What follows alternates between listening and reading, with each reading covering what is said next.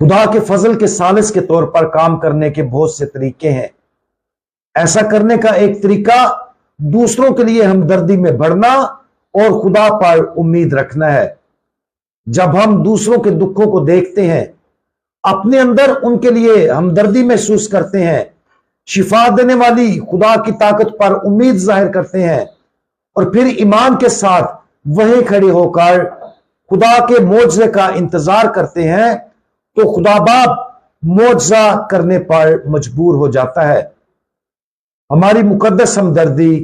امید اور ایمان ایک دعا کے طور پر کام کرتے ہیں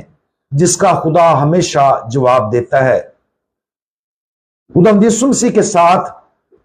نائن کے گاؤں میں آنے والے ہجوم نے اسی طرح کا کام کیا، اور ان کی گواہی سے متاثر ہو کر ہمیں بھی اسی طرح دوسروں کے